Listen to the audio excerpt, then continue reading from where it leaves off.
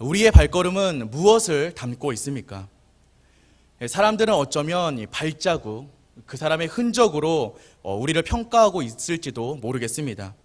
지금 내가 무엇을 하고 있는지, 또 내가 얼마나 가치가 있는지, 내가 얼마나 영향을 끼치고 있는지는 어쩌면 우리가 누군가와 함께 생활을 하고 있는 지금 이 순간보다는 우리가 자리를 뜨고 난 후 조금 시간이 흐른 다음에 우리의 흔적과 발자국을 바라보고 평가하는 경우가 종종 있기 때문입니다.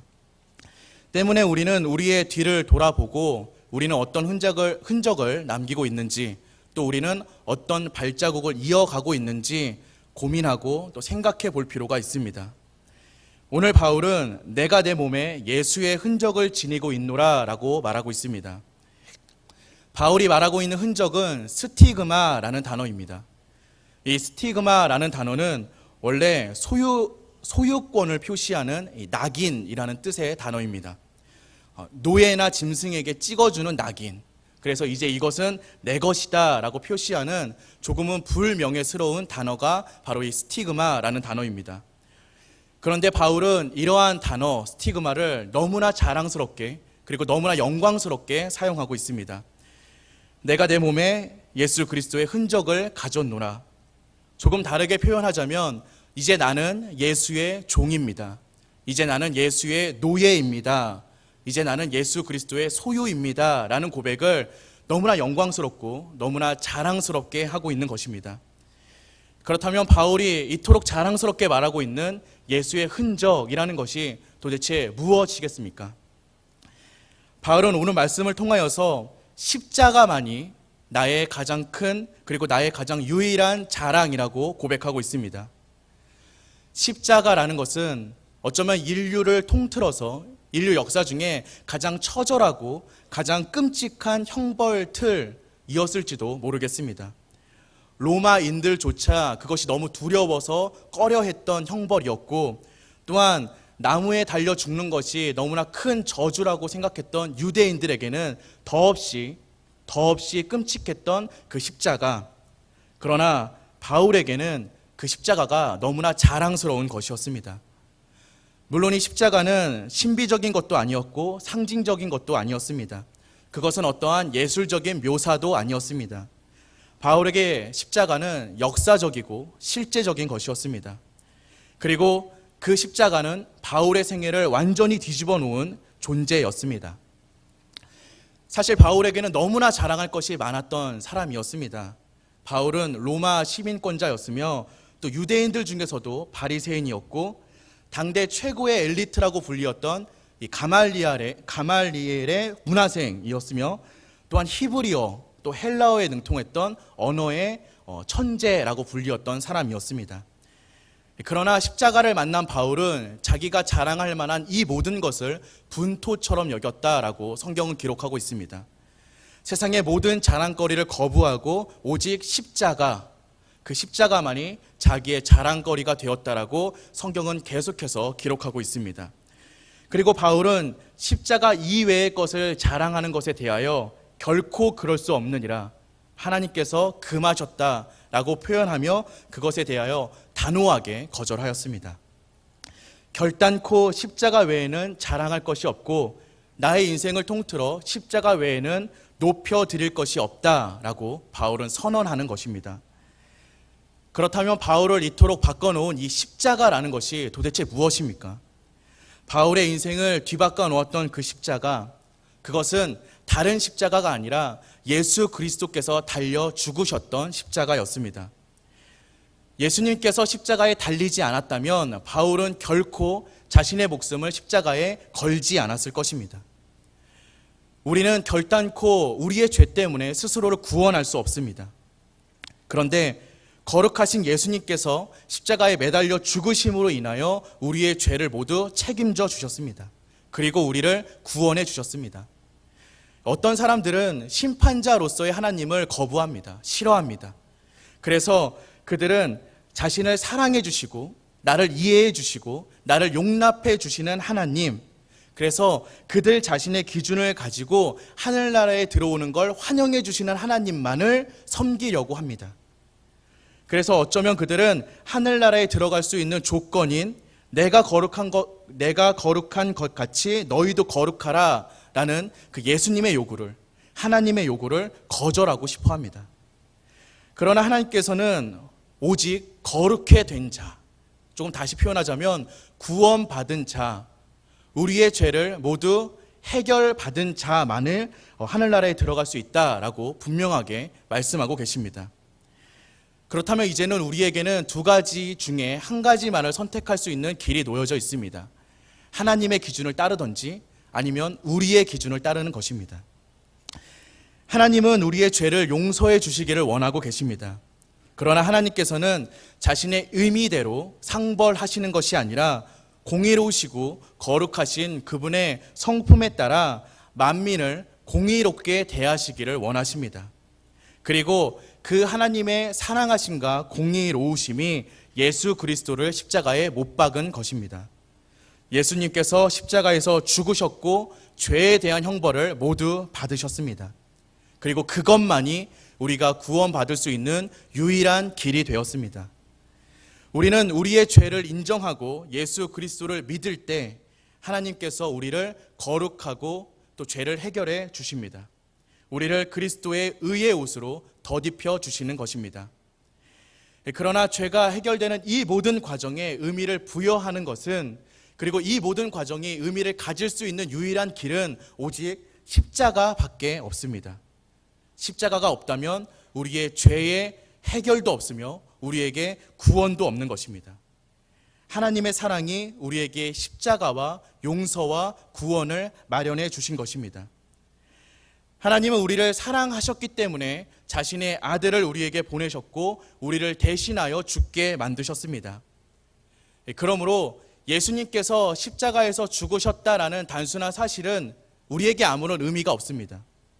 우리에게 정말로 의미 있고 정말로 중요한 것은 그리스도께서 우리를 대신하여 죽으셨다라는 것입니다. 예수님께서 우리의 죄를 맡아주셨습니다. 그리고 예수님께서는 우리를 대신하여 못 박혀 돌아가셨습니다. 예수님은 우리를 대신하여 형벌을 받으셨습니다. 바울은 이 사실을 깨달았습니다. 그래서 바울은 내게는 우리 주 예수 그리스도의 십자가 외에는 결코 자랑할 것이 없으니 라고 고백할 수밖에 없었던 것입니다. 십자가는 바울의 삶을 완전히 변화시켰습니다. 바울은 하나님께서 살아 계시다라는 것, 그리고 내가 그리스도의 것이 되었다라는 것, 내가 그리스도를 나의 품에 품었다라는 것, 그리고 성령님께서 내 안에 내주하고 계시다라는 것을 알았습니다. 그래서 그의 삶이 변화했던 것입니다. 이것은 우리도 마찬가지입니다. 우리가 우리의 믿음을 예수 그리스도의 십자가 안에 둔다면 우리의 위치가 달라질 것입니다. 우리는 전적으로 새로운 의식을 갖게 되고 새로운 시선을 갖게 됩니다. 진짜 중요한 것이 무엇인지를 알게 될 것이며 진짜 가치가 무엇인지를 알게 될 것입니다. 우리는 모든 사악한 것에 대하여서는 죽고 오직 하나님에 대해서만 살아갈 수 있습니다. 우리 안에 새겨지는 예수님의 흔적, 그것은 우리에게 주어진 십자가의 은혜라는 것입니다. 바울이 말했던 내 안에 예수의 흔적이 있다라는 것은 결국 우리 안에 있는 예수의 흔적, 우리 안에 있는 십자가의 은혜를 말합니다. 우리 역시 이 예수의 흔적, 십자가의 은혜만을 자랑하며 살아가는 주님의 자녀들이 되길 원합니다. 이러한 자들, 예수 그리스도의 십자가의 은혜를 붙잡고 우리의 마음에, 우리의 삶에 예수의 흔적을 가진 자들은 필연적으로 또 다른 예수의 흔적을 가지게 됩니다. 그것은 바로 그리스도인이 받을 수밖에 없는, 사실은 예수 그리스도를 향한 세상의 고난과 핍박들입니다. 이 세상은 여전히 예수를 공격하고 있습니다. 비난하고 핍박합니다. 예수를 죽이려고, 예수를 끌어내리려고 끊임없이 노력합니다.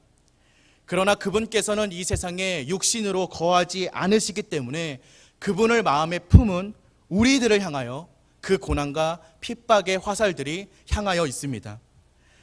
시대를 막론하고 그리스도인들이 핍박받는 것은 우리들 그리스도인들 자신을 향하는 것이 아니라 우리의 마음에 품은 예수를 향한 것이었습니다. 그래서 우리가 그분 때문에, 진리 때문에 핍박받는 것은 우리가 예수 그리스도를 대신하여 핍박받는 것입니다. 바울은 이러한 핍박, 이러한 고난을 너무나 기쁘게 여겼습니다. 그리고 그것을 자랑스러워했습니다.